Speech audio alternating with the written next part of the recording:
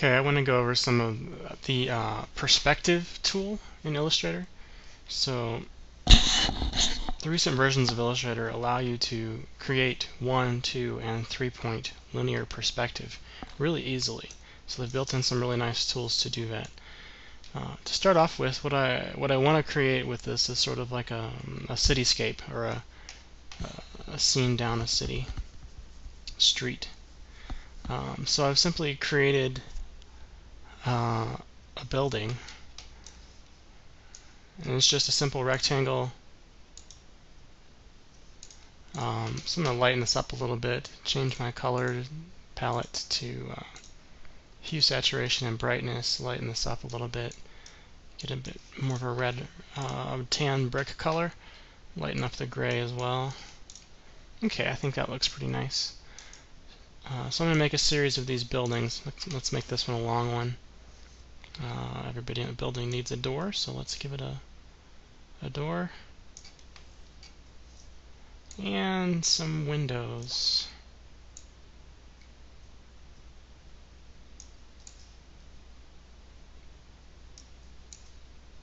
So I'm just making copies of these. So this building has some nice windows in it. Just one too many of these, so I'm going to use the align tools to space all of these objects out a little bit, just disperse them. Okay, I think that looks a little nicer. Make some top level windows, copy one of these guys to the location of the door, and that looks pretty good. Okay, so I don't want just one building, I would like a few buildings. So I'm just going to make this building, copy it, leave some room between the buildings for the alleyways, and actually for this particular building I'm going to get rid of some windows. Let's make it a narrow one.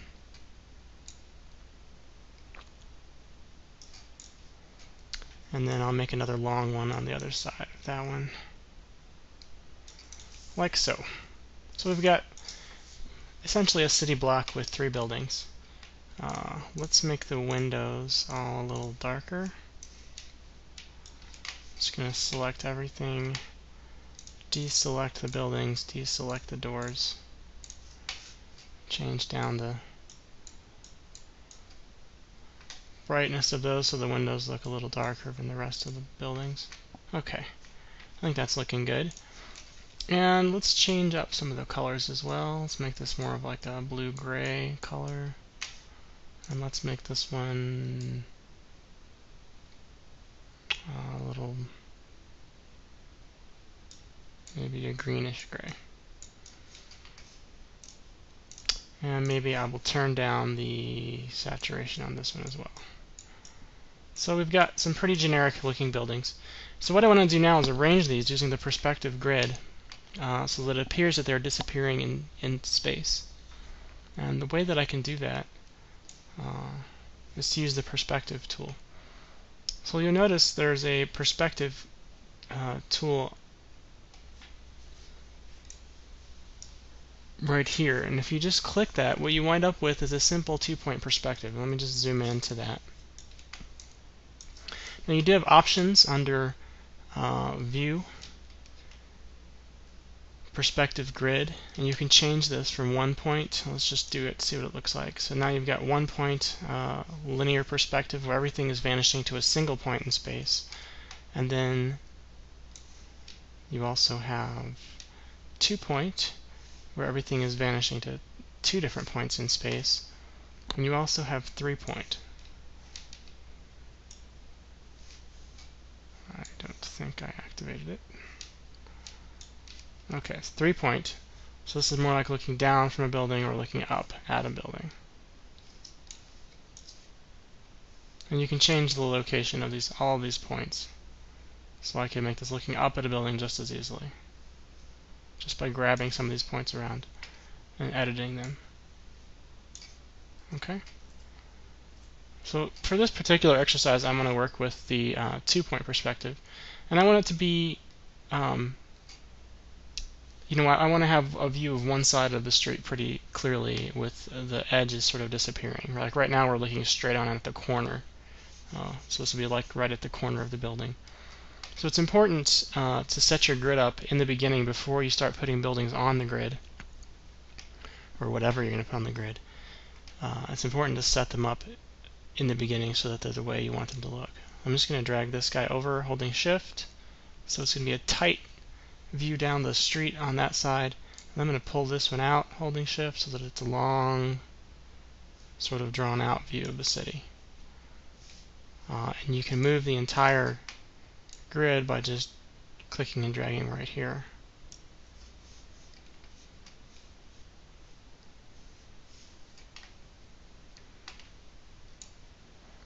Dragging this line up and down changes the location of the point of view, so the vanishing point or vanishing line. So now it's as if I'm very close to the ground looking down the street, sort of a worm's eye view. And I could put it way up here so that it's more of a bird's eye view. For us, I think pretty close to where it was is a good point. So I'm going to go ahead and leave that there. And the way to use this perspective grid is really just to set up your artwork and create components, and then you're going to hide the grid, make it go away, and just use your artwork that you've created. So in order for me to, I'm pretty happy with my grid right now. The orange grid is where I want to place my building fronts, and then I want to add disappearing sides of the buildings as well, which I will do afterwards. So the first thing I want to do to get these in here is change from the perspective grid tool to the perspective selection tool. Okay, and that's right there. And you'll notice when I'm in perspective view, I have this little icon up here. If I click on the background of the cube, that means I'm working on the background plane, no perspective. And it actually says that if you hover over, I believe.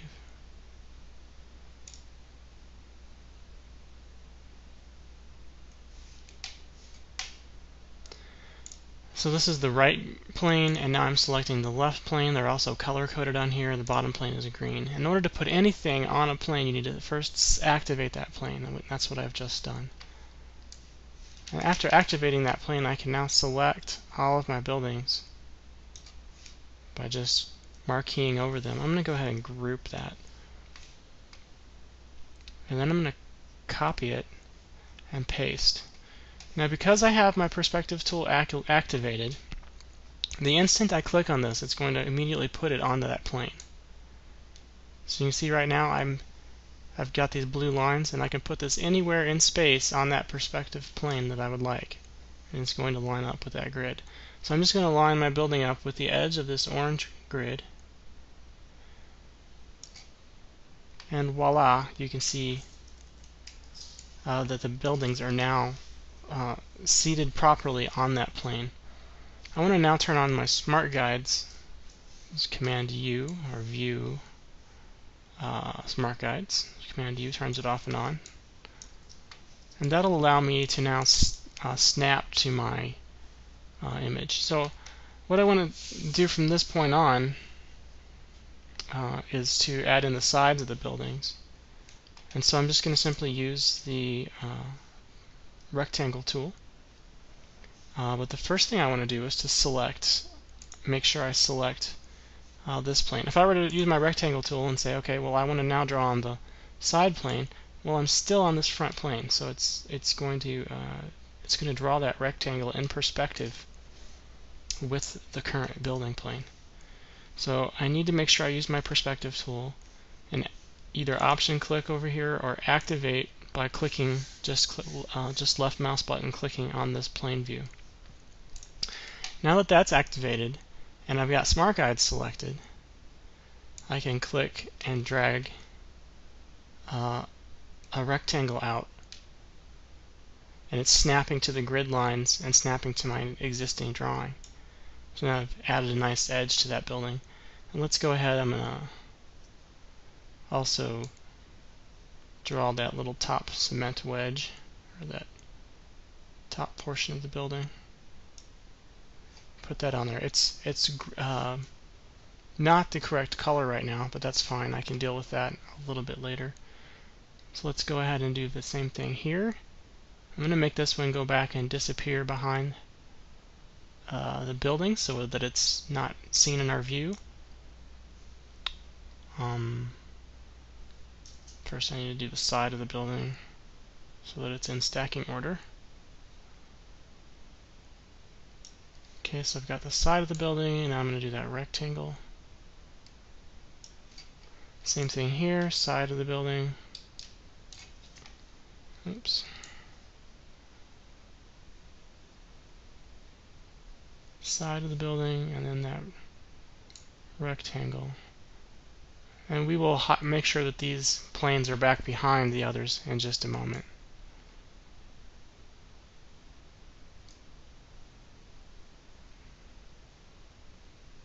Smart guides are giving me fits right here, so I'm going to have to turn them off.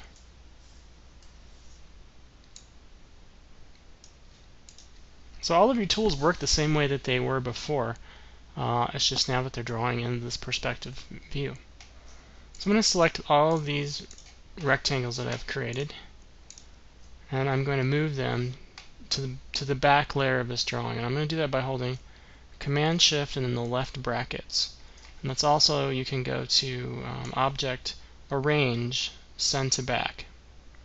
So you can move objects forward and back in the hierarchy of your single layer just by bracketing up. So now you can see they're in front, and now they're in back. So already we're starting to get this nice looking perspective image. From here, what I want to do is adjust my colors to make sure that they're accurate. So I'm just going to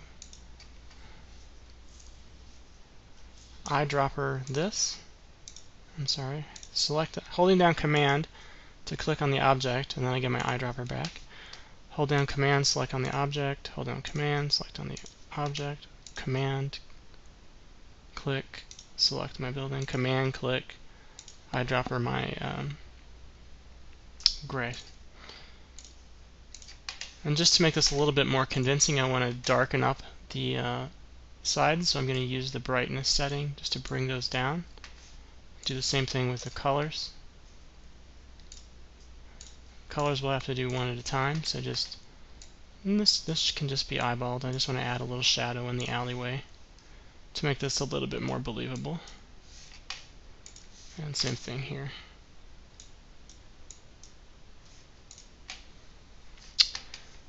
So now that we've got the drawing looking the way we want, I want to make sure I use my perspective tool, click on the background area of this so that we're deactivating any of the planes, and then I want to go ahead and hide my perspective grid. So from this point, I've created this nice cityscape that I can work with. Maybe I want to change my artboard size so that it's encompassing my entire cityscape.